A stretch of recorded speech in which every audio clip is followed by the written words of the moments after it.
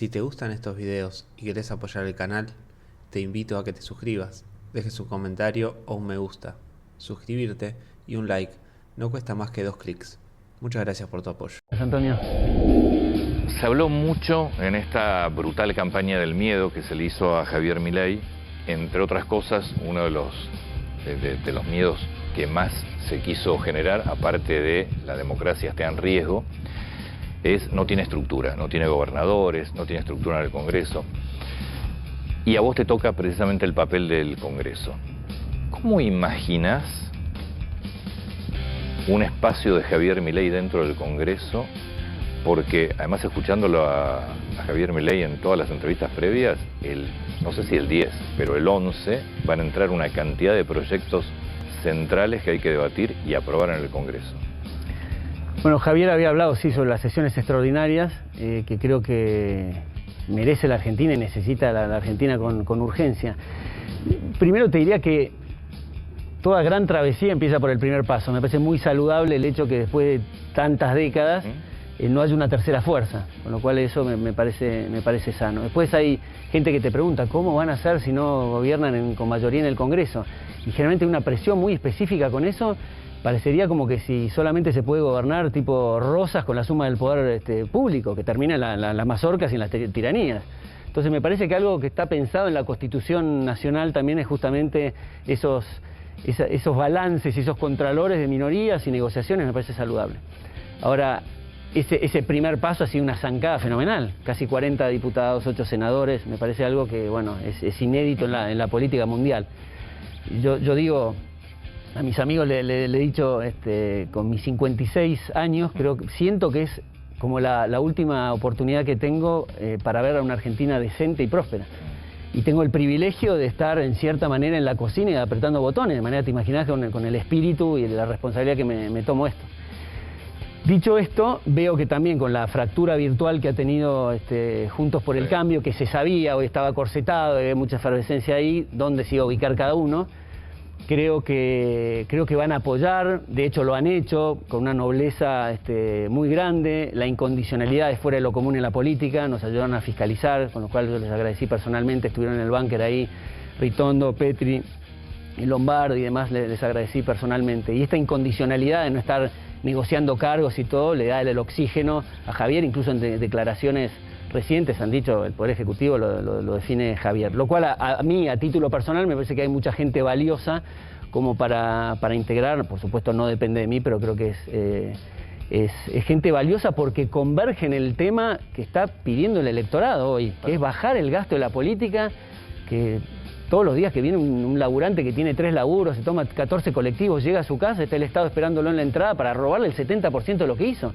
Entonces eso no va más.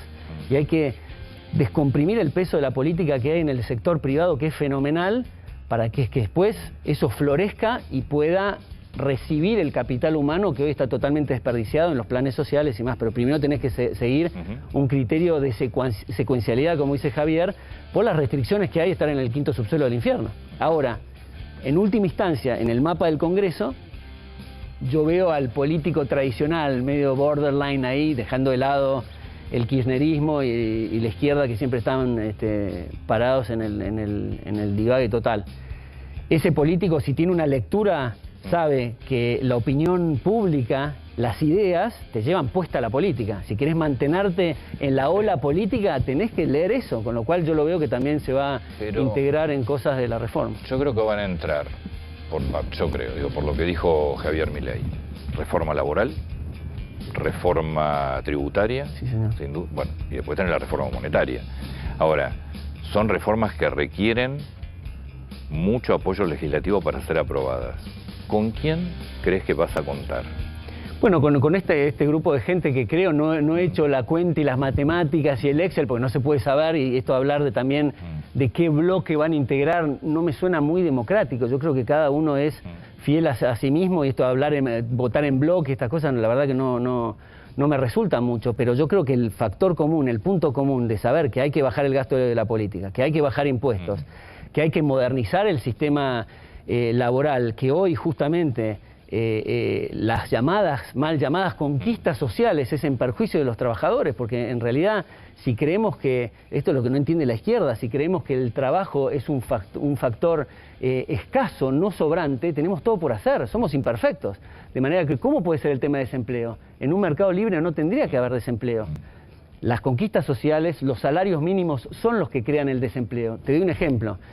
Suponete que viene un sindicalista y a sus afiliados le dice conseguir la conquista social del siglo, 200 días de vacaciones por año. Todos festejan y todo, pero se quedan todos desempleados. Lo mismo pasa con el salario mínimo. Ahora, después es decir, no, bueno, vos vas a los salarios miserables. Bueno, eso es distinto. Ya estamos convencidos de que trabajo va a haber, y el problema de los salarios, bueno, el tema de los salarios es justamente este trinomio fundamental que es trabajo, ahorro, inversión, en el paraguas del respeto a la propiedad, para mejorar, digamos, la condición de vida, es los resultados netos de las inversiones, las tasas de capitalizaciones, que son lo único que mejoran los salarios en términos reales, no por decreto, como dice la izquierda, de forma ridícula, sino no trabajemos y vayamos a un decreto de $1 millón por día para todos, vamos a quedar todos desempleados. Recién dijiste que no va a haber una tercera fuerza dentro del Congreso. ¿Juntos por el Cambio estás tan convencido que va a ir en bloque o va a ir respaldándolos ustedes? Esa es la duda que tal vez me queda a mí, ¿no? No digo que no haya una tercera fuerza, digo que es sano que exista la tercera fuerza, que hoy es la Libertad Avanza, que se suma a lo que es, digamos, la estructura, que ahora está más repartida y abierta, y Juntos por el Cambio, con el kirchnerismo, la izquierda y demás. No, porque también digo, si hay una comunión entre la Libertad Avanza y el Pro Duro, sobre todo, da la sensación de que esa tercera fuerza que son probablemente sea mucho más nutrida, mucho más contundente y esté en condiciones de lograr otro tipo de acuerdos. Sí, yo creo que, por eso te digo, yo creo que dentro del PRO y algunos otros de Juntos por el Cambio, incluso radicales, que vienen de la línea de Alem, que es fundador del Partido Radical, que era liberal. Lo que pasa que a lo largo del tiempo se ha socializado y han ido por las ideas socialistas, con lo cual si hoy me decís radical, quizás lo ubico ahí, pero no hay que desestimar gente que quiere y está parado en la misma vereda que nosotros. Ahora yo digo, tanto cuando era el momento de la votación, un discurso hacia el electorado, como ahora hacia la Cámara, es si queremos ser el Congo, vamos a ser el Congo. O sea... Bueno, ya estamos.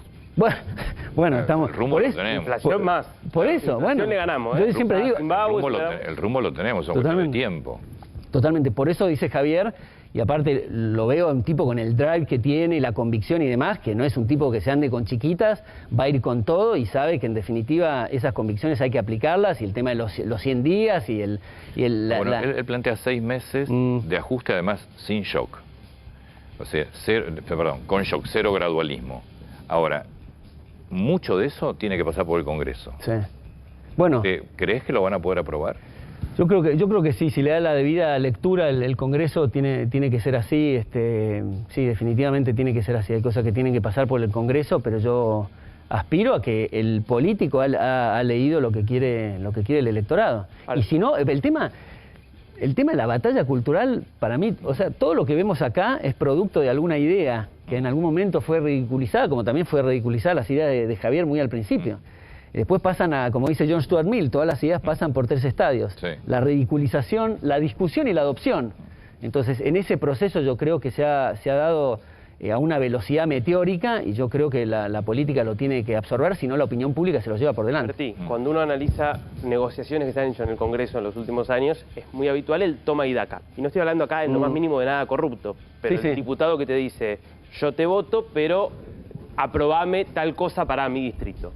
¿Están dispuestos a entrar, digamos, en ese tipo de negociación? Bueno, yo te voy a hablar a título personal.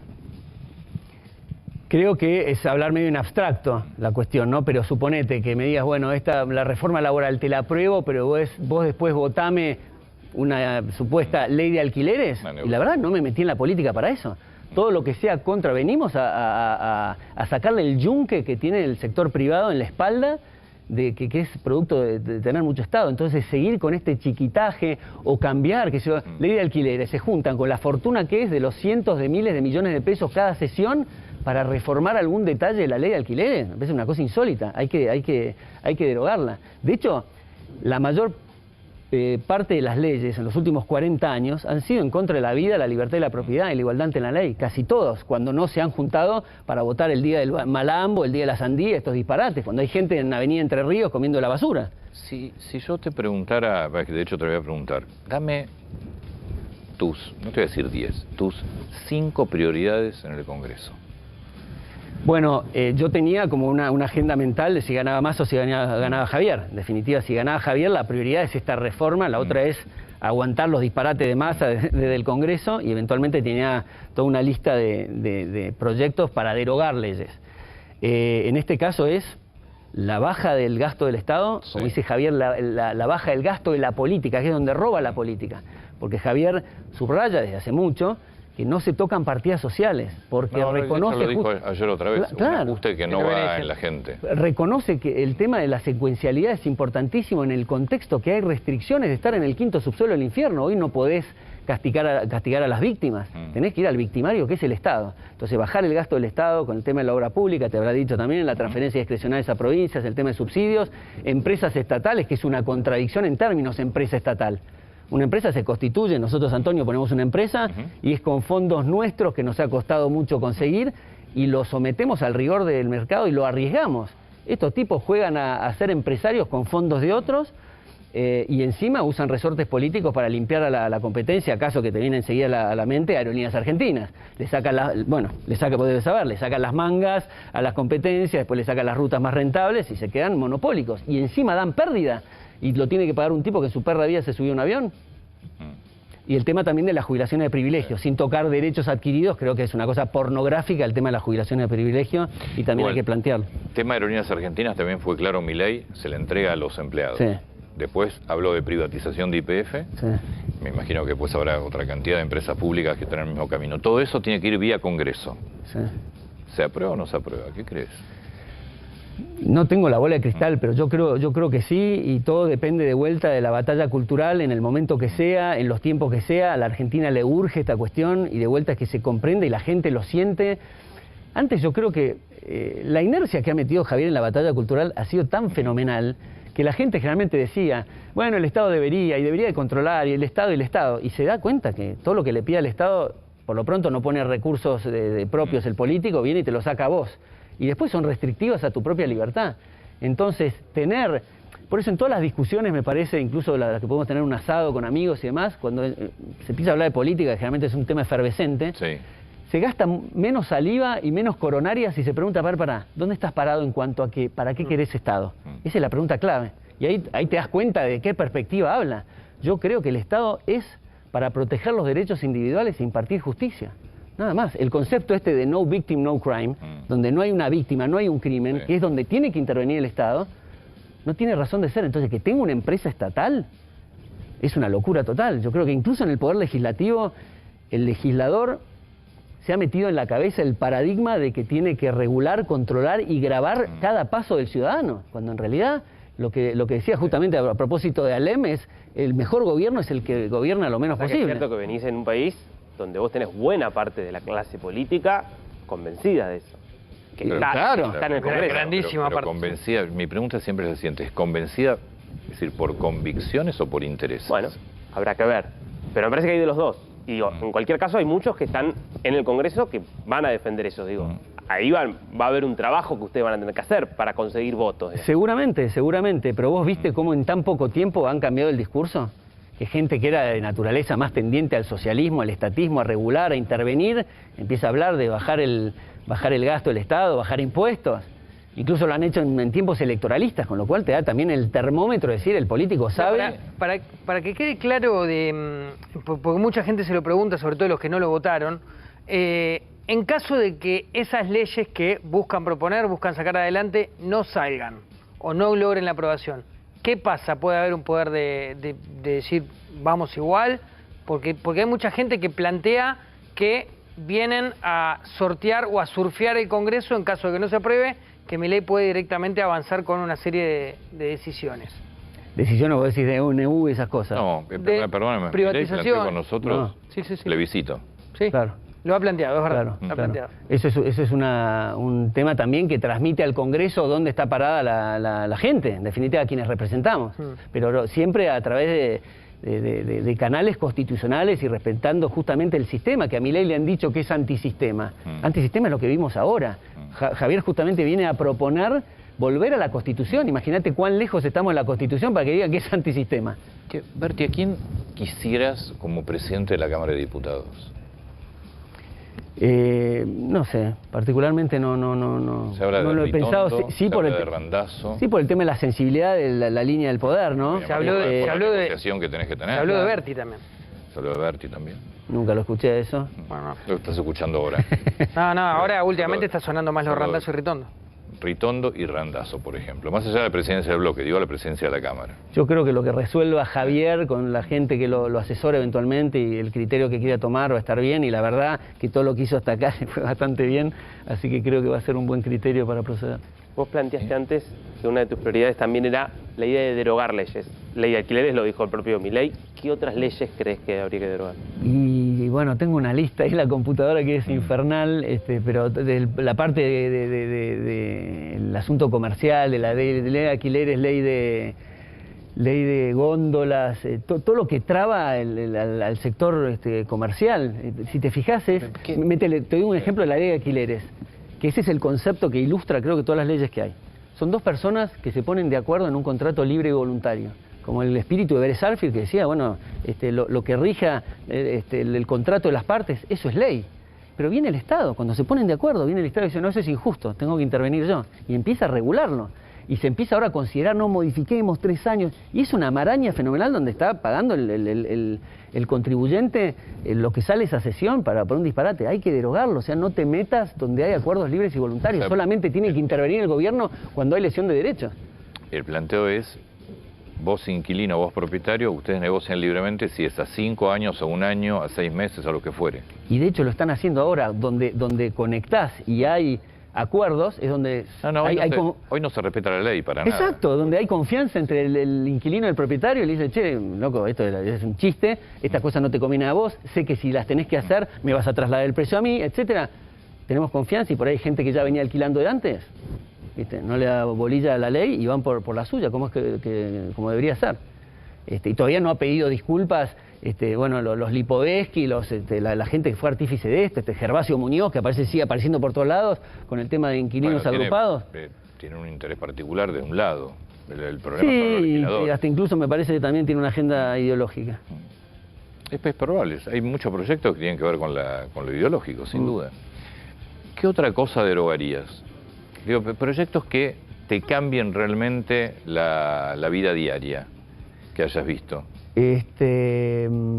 Bueno, una que salió ahora, hace poco, que hice un comentario porque me preguntaron el tema del aborto, que yo ahí, por supuesto, aclaro que me pongo bajo el paraguas de la Libertad Avanza y las prioridades que tenga Javier respecto a esto, pero la verdad que me preguntaron el otro día y, por supuesto, estoy parado en el mismo lugar que siempre estuve parado. Me parece que es de trogloditas tener una ley del aborto. Estamos discutiendo que la tasa de interés y las LELIQs, y estamos descuartizando chicos en el seno materno. Me parece que ya se ha probado, y no es un tema religioso para nada, me parece que es un argumento muy débil, se ha probado que la concepción y la vida empieza justamente en el momento de la concepción, donde se unen los dos gametos. En acto son seres humanos. En acto son seres humanos con los mismos derechos que tiene la madre, un ADN distinto. En potencia, está en potencia de sentir, de que le late el corazón cuando lo desarrolle, que le aparezcan los deditos, que nazca si ve la luz del día, y nosotros también estamos en potencia de ser ancianos, en potencia de, pero en acto, desde el momento de la concepción, somos todos seres humanos. ¿Son debates para dar de entrada esos? ¿O pensás que en todo caso necesitan instalarse, resolver cosas más puntuales, más de fondo, como lo que tiene que ver con lo económico? Yo por eso te digo, ahí me pongo un poco en la agenda de Javier, sé que tiene muchas cosas, muchos flancos, y lo que decía Javier me va a parecer bien. Yo te digo simplemente que me parece que si queremos llamarnos sociedad civilizada, bueno, la verdad que el derecho a la vida es el derecho más fundamental, mucho antes que el derecho a la libertad y la propiedad, pues sin vida no tenés nada. Tenés muchas sociedades civilizadas europeas que lo tienen aprobado. Bueno, pero yo me refiero a civilizada, es decir, en el marco de esto que estoy planteando, que estamos diciendo, hay gente que por ahí te dice, Berti, esto no es la oportunidad, hay chicos que se mueren de hambre, bueno, hay otros chicos que lo están descuartizando, entonces no se ve esa proporción. Ahora, de vuelta, me parece que puede haber otra agenda y llegado el momento oportuno de la política plantearlo, pero creo que es un debate que se Desde lo civil, ¿hay algún otro tema más puntual, más allá de aborto, que a vos te haga ruido, más allá de lo que opine La Libertad Avanza como bloque? Digo, en algún momento se planteaba hasta matrimonio igualitario, no digo tu caso, pero son temas que se plantearon. Bueno, es un buen tema el tema de matrimonio igualitario. Yo creo que el problema está mal planteado, porque creo que esto igual, en la libertad y los acuerdos libres y voluntarios, parte de ahí, no tiene nada que hacer el Estado ahí. Me parece que vos querés tener una relación civil con dos hombres y una mujer, y bueno, cada uno es responsable de sus actos, por eso el liberalismo es el respeto irrestricto al proyecto de vida del prójimo, no tiene nada que hacer el Estado. Entonces, rigiendo eso, que sí, que no.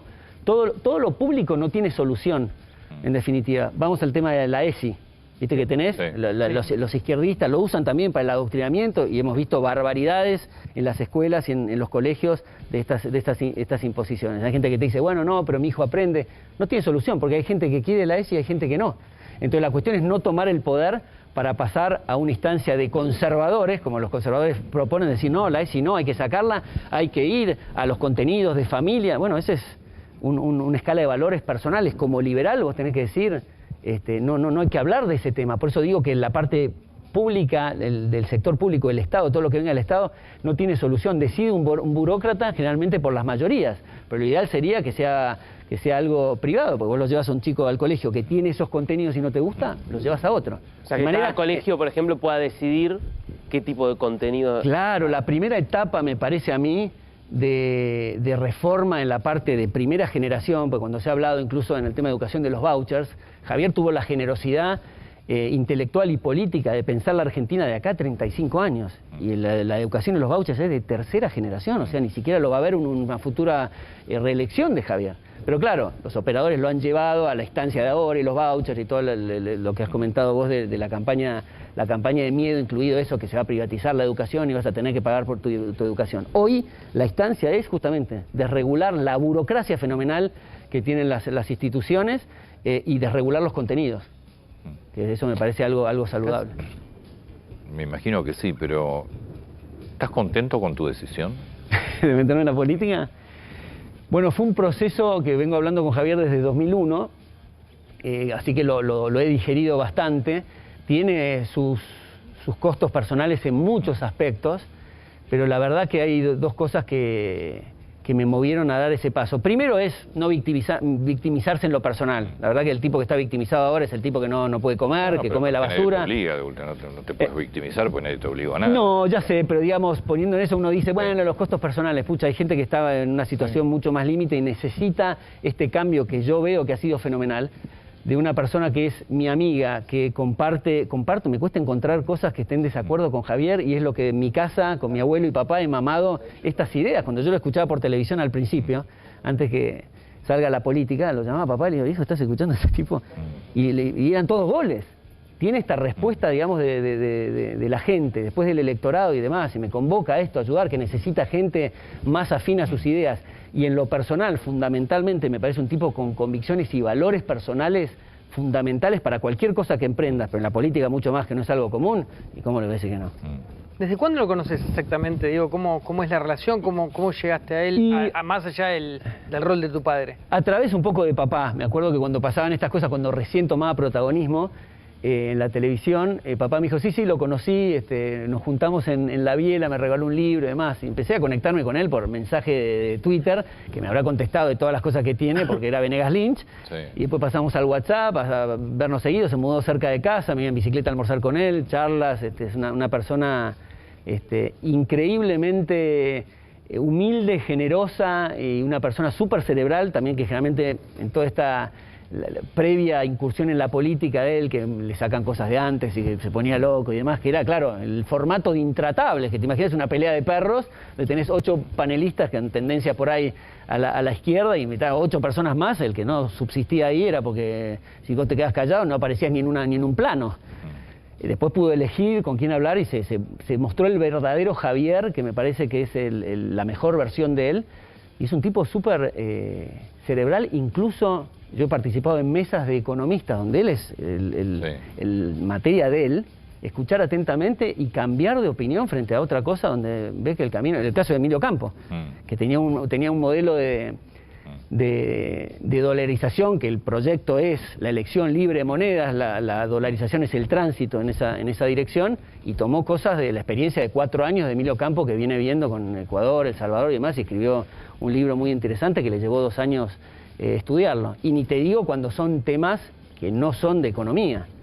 Escucha como en misa, anota, sabe delegar muy bien, es un buen, creo que un buen líder y conductor, líder en el buen sentido, digamos. Que yo hablé mucho de... A mí me asombró la campaña que se hizo. Y digo, más allá de Javier Milei, nunca vi semejante nivel de violencia en una campaña política.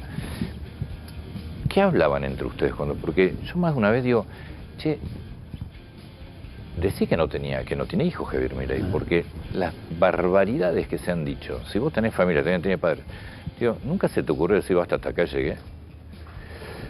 Yo he hablado con los padres, incluso Alicia, Beto, imagínate lo que es para un padre escuchar permanentemente cosas personales y esos ataques, así una cosa furibunda, y te muestra el temple de una persona que yo no hubiera resistido eso, sumado a la dinámica que hace Añares, porque antes que estar en la política, ya venía con esta cuestión de viajes para dar conferencias, estaba en la televisión todos los días. Ahora en la política, vos lo ves, llegás a buscar una cosa a lo de Javier, está saliendo con Sandra Petovelo, que se va a juntar a no sé cosas, sabés que en poco tiempo está con José del Río en La Nación Más, viene con vos, es una máquina, es algo que creo que él le gusta la cuestión de la batalla cultural, creo que la disfruta, es desgastante y está siempre como rozagante el tipo, y tiene un temple muy particular.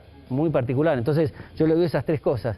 Un tipo que en la parte académica es súper sólida, en la docencia y demás, que pasó a la política, como vos decís vos, ya un académico en la política, no lo veo. Se manejó como que se supiera los códigos de la política bien. Nunca esto de la teoría de Baglini, el teorema de Baglini, cero. La gente que dice, últimamente llegado a las elecciones, ahora en el balotaje, chancleteó para atrás, cambió las cosas. Decime una cosa que haya ido para atrás, una. Es solamente cosas que a alguien no le seguía el track record y ha interpretado más, o cayó en la cuestión de la campaña del miedo. Y después la cuestión esta de la escucha sana que tiene y un gran formador de equipos como lo estamos viendo ahora. Estás en la mesa chica de alguna manera de los libertarios, ¿no? De este sector. ¿Hay cortocircuitos? ¿Hay tensiones? ¿Cómo se resuelven? Porque se habla un poco de eso, de que hay un sector tal vez más representado de Karina Milei de un lado, tal vez Victoria Villarruel del otro. ¿Cómo es esa convivencia? No lo siento eso de adentro para nada. Te digo, he participado, a Karina me parece un ser también increíble, que la ejecución que ha hecho y la asistencia emocional que necesita una persona se la ha dado ella, es una persona increíble, súper capaz. Y después hemos hecho reuniones de los legisladores electos. Y ha sido muy grato ver a gente que por ahí nos vemos poco, o gente que por ahí que no conocía yo de otras provincias, que no nos vemos seguido, todo el reconocimiento a Javier, que reconocemos también, en el fondo, que gente que viene de afuera de la política, y los que vienen de adentro de la política también, no nos vota ni nuestro perro, si no fuera que está la cara de Javier, que ha arrastrado de una forma fenomenal. Entonces creo que todos coincidimos, una responsabilidad muy particular en cuidar el capital político que ha trabajado Javier y nos ha encomendado. Esto no quiere decir tener un guión, un discurso. Somos liberales, como dice papá, no somos manada, cada uno tiene su propio pensamiento, pero confluimos en este concepto del respeto a la vida, la libertad y la propiedad y la igualdad ante la ley. Eso es lo que va a cambiar la Argentina y lo va a hacer un país próspero. Berti, muchas gracias. Gracias, Antonio. Muchas gracias por el tiempo. Gracias. Esperemos, yo digo por el bien de la Argentina, ¿no? Que las cosas funcionen y que todos aquellos que quedaron del otro lado también entiendan que hay que empezar a ayudar, porque si no nunca... Vos sabés que yo no sé si sectores hoy del oficialismo que van a pasar a ser oposición entienden la realidad que tiene la Argentina. O sea que yo a veces pienso, pero ¿se dan cuenta cómo está la Argentina hoy? Ojalá que... Sí, yo creo que pasa por la resistencia a sus intereses y se va a ver mucho más visible, lo hemos visto, con el abrazo del Banco Central, con la cuestión de Canal 7, con economistas que ponen la solicitada en contra de la dolarización, cuando en su perra vida hicieron una solicitada en contra de la inflación, y son todos nombres que o en la academia o en la política han sido los artífices del desastre que llevamos. Entonces ahí se marca dónde está la casta. En la base, digamos, de la pirámide, de los planes sociales, no tendría que haber ninguna efervescencia, porque eso no se va a tocar. Van a quedar en evidencia justamente los gerentes de la pobreza. Gracias por el tiempo. Gracias.